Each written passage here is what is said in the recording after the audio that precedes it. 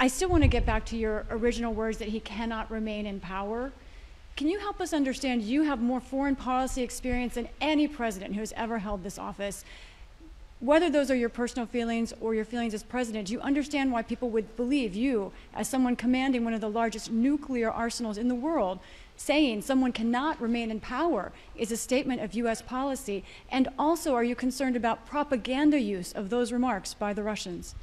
No and no. Tell me why. You have so much experience. You are the leader of this country. Because it's ridiculous. Nobody believes we're going to take down. I was talking about taking down Putin. Nobody believes that. Number one. Number two, what have I been talking about since this all began? The only war that's worse than one intended is one that's unintended. The last thing I want to do is engage in a land war or a nuclear war with Russia. That's not part of it. I was expressing my outrage at the behavior of this man. It's outrageous. It's outrageous. And it's more an aspiration than anything. He shouldn't be in power. There's no, I mean, people like this shouldn't be ruling countries, but they do. The fact they do, but doesn't mean I can't express my outrage about it. Last question. President, thank you. You've said that you're confident that your comment won't undermine diplomatic efforts. But just to be clear, are you confident that Vladimir Putin sees it that way, that he will not use this as an escalatory? I don't care what he thinks. Look, here's the deal. He's going to do what he's going to do. Putin, look. But you're not concerned that he may see your language and view that as a sign of a reason for escalation, use that as an excuse to escalate, given his recent behavior? Given his recent behavior, you should, excuse me, I shouldn't say that to you. Given his recent behavior, people should understand that he is going to do what he thinks he should do, period. He's not affected by anybody else, including, unfortunately, apparently his own advisors. This is a guy who goes to the beat of his own drummer. And the idea that he is going to do something outrageous because I called him for what he was and what he's doing, I think is just not rational.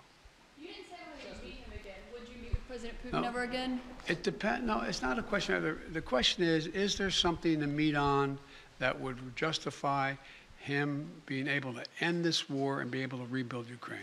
That's the issue. Can you just say yes or no, Mr. President, whether or not you would be willing to meet with President Putin It depends again? on what he wants to talk about. Thank you. Okay, last question. What if he wanted to talk about negotiations? Now, what if he Hello, wanted to? you said Supreme Court. Now, don't play that. Well, okay? you can't leave that hanging. Yeah, Just real quick, two matters on the Supreme Court. While you were away, there were reports about the wife of Justice Thomas and texts that she had with former White House Chief of Staff Mark Meadows. Should Justice Thomas recuse himself from any cases involving the January 6th insurrection or former President Trump at this point? I leave that to two entities. Okay, go ahead. Oh, go ahead. Ask the second question. No, two entities. Go ahead. Sorry. One, the January 6th committee, and two, the Justice Department. That's their judgment, not mine to make. So, on Justice Thomas recusing, you don't think he should, or?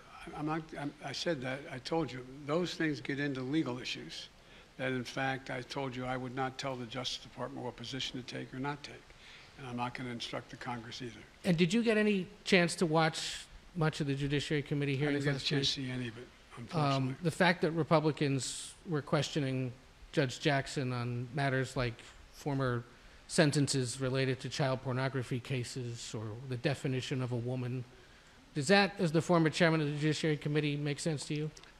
Look, this is one of the most qualified nominees ever nominated for the Supreme Court in every respect, in terms of her disposition, her intellectual capacity, her experience and background, serving on three additional courts. A woman